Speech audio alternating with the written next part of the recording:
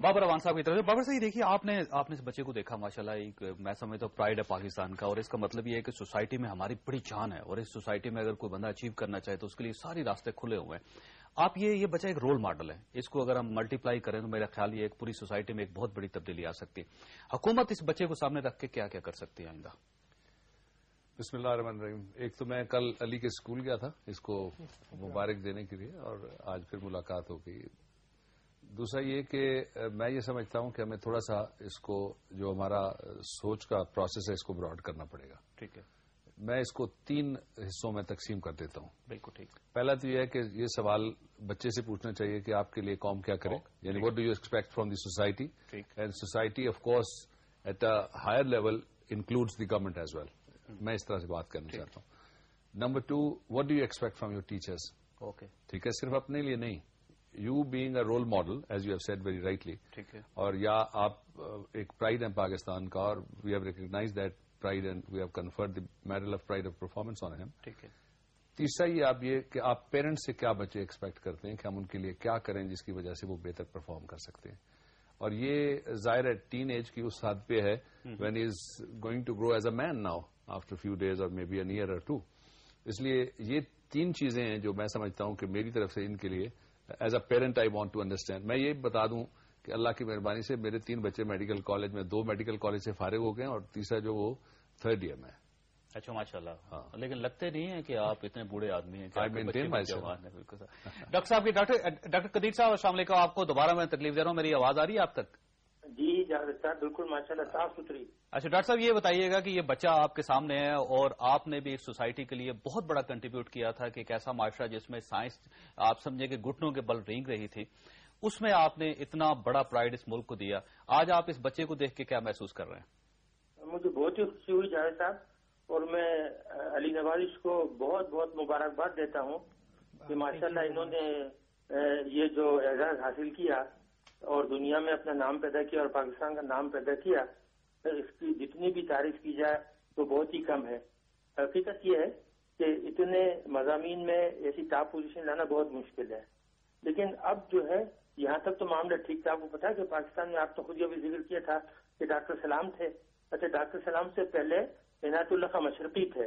جی بہت اچھا. اللہ انہوں نے بھی بہت نام پیدا کیا تھا. انہوں نے بھی یہ ٹرائی پاس وغیرہ کر لیا تھا ایک ہی سال میں, اور اپنا نام پیدا کر لیا تھا. پھر ڈاکٹر سلام آئے, اس کے بعد تو کوئی ان کی ٹکر کا پیدا ہی نہیں ہو, اور شاید ہی پیدا ہو, بہت ہی مشکل ہے. لیکن ماشاءاللہ انہوں نے علی نواز نے جو کام کیا وہ بہت ہی قابل تحسین ہے. اچھا یہ ہے کہ یہاں تک تو معاملہ بہت ٹھیک ہے, محنت کر لی, جوان ہے, اس وقت میموری بہت اچھی ہوتی ہے. اب جو ان کو عملی زندگی میں قدم رکھنا ہے اس میں ان کو چاہیے کہ اپنی کنسنٹریشن جو ہے وہ تھوڑی لمٹ کریں, اتنا اسپریڈ نہ کریں کہ وہ تھن ہو جائے, اور جو چیز بھی یہ پڑھنا چاہیں یا حاصل کرنا چاہیں اسی طرف زیادہ توجہ دیں, اور زیادہ تر پریکٹیکل ایسپیکٹ کی طرف غور کریں, کیونکہ ڈگریاں تو بہت سے لوگ لے لیتے ہیں. اور آپ نے دیکھو گا کہ امریکہ میں MIT سے اور اسٹینفرڈ سے اور کیلیفورنیا سے اور نارتھ ویسٹرن سے اور لاتعداد یونیورسٹیز ہیں وہاں بہت ہی اعلیٰ درجے کی, وہاں سے, اور انگلینڈ میں کیمبرج آکسفورڈ, ہزاروں لوگ PhD کر کے نکلتے ہیں, لیکن بہت ہی کم لوگ جو ہیں جو زندگی میں کامیاب ہوتے ہیں. اس کا یہ مطلب نہیں ہوتا کہ آدمی ہر ایک کسی بہت ہی اعلیٰ یونیورسٹی سے ڈگری لے کے نکلے تو وہ کامیابی ہوگا یا وہ میدان میں کودے گا تو ہر چیز جو ہے وہ حل کر لے گا. نہیں, ہمیں یہ سکھایا گیا تھا جب میں برلن میں تھا اور ہالینڈ گیا اور بیلجیم وغیرہ, تو مجھے وہاں پروفیسر نے بتایا کہ دیکھو ہم نے ایک منیمم اسٹینڈرڈ رکھا ہے کہ اس اسٹینڈرڈ پہ بچوں کو پاس ہونا چاہیے, یعنی وہ منیمم تھا اباؤٹ 65%. ٹھیک ہے, کہ اس سے اگر کم ہوا تو ہم فیل کر دیں گے. اگر 1-2 مضمون میں 65% ہوا تو بھی وارننگ مل جائے گی. تو آپ نے ہمیشہ سے زیادہ نمبر حاصل کرنا تھا, لیکن گریڈ پھر اس کے بعد نہیں ہوتے تھے. تو میں نے بہت تعجب سے پوچھا کہ پروفیسر یہ آپ گریڈ نہیں دیتے تو پتہ کیسے لگے گا کہ یہ لڑکا اچھا ہے یا برا ہے؟ تو پروفیسر نے کہا کہ دنیا جو ہے وہ فوری اس کو جج کر لی تھی کہ اچھا ہی نہیں. ہمارا کام یہ ہے کہ ہم یہ دیکھتے ہیں کہ جو منیمم تعلیمی ریکوائرمنٹ ہے وہ اس نے پوری کی ہے یا نہیں ہے. بالکل صحیح. جب اس نے کر لی اور جب یہ دنیا میں قدم رکھے گا ٹھیک ہے, خود ہی اس کو پتہ لگ جائے گا کہ یہ جو اس نے نالج حاصل کی ہے اس کو اپلائی کر سکتا ہے یا نہیں. بالکل صحیح. ڈاکٹر صاحب میں یہ بات آپ کی جو بات ہے اس کے سامنے رکھتا ہوں نوجوان کے سامنے. مجھے یہ بتاؤ آپ پڑھتے کیسے تھے علی, کیا طریقہ تھا؟ پڑھنے کا طریقہ یہ تھا کہ مطلب ایک تو ایسپیکٹ آپ اگر ٹائم وائز دیکھیں تو it's always about quality versus quantity, کہ آپ کتنا پڑھتے ہیں یہ میٹر نہیں کرتا, آپ کیسے پڑھتے ہیں وہ زیادہ ضروری ہے. میں ٹائم میٹر نہیں کرتا اس میں, مطلب ٹائم میٹر نہیں کرتا. اگر ایک چیز آپ کو 2 گھنٹے میں سمجھ آ رہی ہے تو اس پہ آپ 14 گھنٹے کیوں ضائع کریں؟ کیونکہ ایک ٹاپک, ایک چیپٹر کسی کتاب کا اگر 100 صفحوں کا ہے اور آپ وہ 2 گھنٹے میں سمجھ گئے, کسی بھی وجہ سے آپ کی لائف کی کوئی ایکسپیرینس ایسا رہا ہے یا وہ چیز آپ کو نیچرلی آسان لگتی ہے کہ آپ کو اس کی سمجھ آ گئی ہے, تو اس پہ آپ کیوں 14 گھنٹے ضائع کریں کہ باقی دنیا اس پہ 14 گھنٹے میں اس کو سمجھ رہی ہے.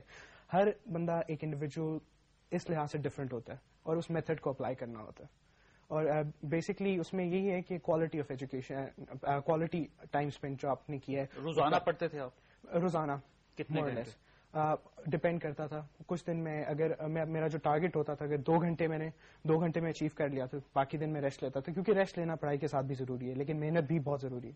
اور کچھ دن جب میرا ٹارگیٹ اچیو نہیں ہوتا تھا تو پھر ساری رات جاگتا تھا, اس ٹارگیٹ کو اچیو کرنے کی کوشش کرتا تھا. اوکے, بابر روان صاحب کچھ کہنا چاہ رہے ہیں؟ میں یہ کہہ رہا ہوں کہ پیرنٹ کے پوائنٹ آف ویو سے آپ نے جو کہ سب کو انوائٹ کیا کہ آپ کاغذ قلم لے آئیے, اب امی ابو بھی ساتھ بیٹھ گئے ہوں گے, بچہ جب کہے گا تو پھر میں نے فرام دی پیرنٹس سائڈ میں نے 3 سوال رکھے تھے علی کے سامنے, تو would you like to answer those questions very simply? جی. پیرنٹ سائڈ پہ تو آپ نے کہا تھا کہ پیرنٹس کس طرح کنٹریبیوٹ کر سکتے ہیں, مطلب student education. What do you expect as a student from the society first? Society, from the society I'd expect کہ اپرچونٹی اویئرنیس انکریز کی جائے, کہ اپارچونیٹیز دی جائیں اور اویئرنیس جو اپرچونیٹیز اویلیبل ہیں ان کی اویئرنیس انکریز کی جائے, یعنی کہاں کہاں مواقع ہیں وہ بتایا جائے بچوں کو. جی, اور وہ ان مواقعوں کے بارے میں بتایا جائے, کیونکہ اسٹوڈنٹس کو جو سب سے ایک امپورٹنٹ نیشنلی دیکھا جا رہا ہے, کیونکہ مطلب ابھی جو بیسک ایجوکیشن ہے اس کا گول ہے کہ آپ ایک یونیورسٹی ایجوکیشن حاصل کر سکیں, اور اس لحاظ سے یونیورسٹی اسٹوڈنٹس کو ان کے اپنے کانٹیکسٹ میں دیکھتی ہیں. مطلب اگر میں جو اسکول میں پڑھا اور میرے پاس اتنی اپرچونیٹیز اویلیبل تھیں اور میں نے 21 ایز اللہ کا بہت شکر ہے لے لیے, تو مطلب میرے لیے ایک اچھی اچیومنٹ ہے, اللہ کا بہت کرم ہے. لیکن اگر ایک اسٹوڈنٹ ہے جس نے, اور میں کوٹ کرتا ہوں ایگزامپل, میری ایک بہت اچھی جاننے والی ہیں کیلیفورنیا میں, ان سے ملاقات ہوئی تھی, ریما بنی عباسی, وہ دبئی سے تعلق رکھتی ہیں. ان کے اسکول میں مطلب اے لیولز انہوں نے کبھی نہیں کیا, اور ان کا یہ پلان تھا آپٹ کرنے کا کہ وہ اے لیولز کریں, اور انہوں نے اپنے اے لیولز کی تعلیم حاصل کی اور ان کے صرف 3 ای گریڈز آئے. کوئی ایز, کوئی بیس, کوئی سیز نہیں آئے, ای گریڈز آئے جو سب سے لوئسٹ گریڈ ہوتا ہے پاس کا. لیکن پھر بھی ان کو مختلف اچھی یونیورسٹی سے, وینڈربلٹ, ییل سے ان کو آفرز آئیں, کیونکہ انہوں نے جو اپرچونیٹیز ان کو اویلیبل تھیں اس میں انہوں نے ایکسل کیا, یعنی ماحول جو تھا اسی میں رہ کے بہتر پرفارم کیا. تو آپ کو اپنا ماحول دیکھنا ہے کہ آپ اپنے ماحول میں سب سے زیادہ کیا پرفارم کر سکتے ہیں. تو سوسائٹی کے لحاظ سے جو مواقع آپ کے ماحول کے اندر آپ کے لیے اویلیبل ہیں اس کی انکریجمنٹ بہت ضروری ہے. اور اس کے ساتھ ساتھ کہ جو ایک سوسائٹی کے پوائنٹ آف ویو سے کہ جو اسٹوڈنٹس ہیں, جو پیئر سپورٹ ہے, جو آپ کے ساتھ آپ کے طلباء اکرام آپ کی سپورٹ کر سکتے ہیں, وہ بڑی امپورٹنٹ ہوتی ہے. کہ جب آپ پڑھ رہے ہوں, آپ کو کچھ سمجھ نہیں آئے, تو چانس ہے کہ آپ کی کلاس میں کسی اور کو وہ بات سمجھ آتی ہے, اور کوئی بات آپ کو سمجھ آتی ہے وہ اس کو سمجھ نہیں آتی. مطلب کمپٹیشن ہونا چاہیے, کلاس ورک ہو, ایک دوسرے کی ہیلپ کریں, کولیکٹیو سوشلائزیشن ہو, اور اورینٹیشن اس کے اوپر ہو کہ اگر مجھے نہیں آتا تو آپ بتا دیں, آپ کو نہیں آتا تو مجھ سے پوچھ لیں. اور اس میں کوئی شرم کی سیکرٹ نہ رکھے, سیکرٹ نہ رکھے, اور اس میں کوئی شرمانے کی بات نہیں. اگر مجھے کوئی چیز سمجھ نہیں آ رہی تو اس میں کوئی میری بے عزتی کی بات نہیں ہے, میں انسان ہوں, مجھے چیز سمجھ نہیں آ رہی, میں پوچھوں گا. اچھا, quickly you can go to the teachers. What do you expect from teachers? Teacher سے آئی ایکسپیکٹ کہ پاکستان میں جو ٹیچرس کی ڈیفینیشن ہم لیتے ہیں وہ ایک بڑی کنسٹرکٹڈ سی ہے کہ ٹیچر نے آنا ہے, لیکچر دینا, پڑھانا اور چلے جانا ہے. جبکہ ایک ٹیچر, جس طرح کہتے ہیں کہ اساتذہ روحانی والدین ہوتے ہیں, ان کا جو رول ہوتا ہے وہ صرف کلاس کے اندر لیکچر ڈیلیور کرنا, آپ کو سبق سکھانے تک نہیں ہوتا. آپ کی گائیڈنس, آپ کو انسپائر کرنا, آپ کے اندر وہ شعور پیدا کرنا کہ آپ جو کرنا چاہتے ہیں وہ کریں. ڈاکٹر قدیر صاحب بھی ہمارے ساتھ, آپ ان کو بھی انٹریکٹ کر سکتے ہیں, ان سے بھی رابطہ کر سکتے ہیں. جی, تو جس طرح مطلب اب یہ کہ کوئی اسٹوڈنٹ اگر کہتا ہے کہ جی میں مطلب ڈاکٹر قدیر خان کی طرح پاکستان کی کوئی سروس کرنا چاہتا ہوں, تو اب اکثر ٹیچرز کیا کہیں گے, ایسے جائے کیا یار کدھر سے آ گئے ہو. لیکن اس میں یہ کہ ٹیچرز کو سپورٹ کرنا چاہیے, ہمیشہ سپورٹ کرنا چاہیے. اور یہ کنٹریبیوشن ایک اسٹوڈنٹ کو ٹیچرز دے سکتے ہیں کہ ان کی کاؤنسلنگ کریں, ان کے جو کچھ مسائل ہوتے ہیں جو اسٹوڈنٹس اپنے پیرنٹس سے ڈسکس نہیں کر سکتے.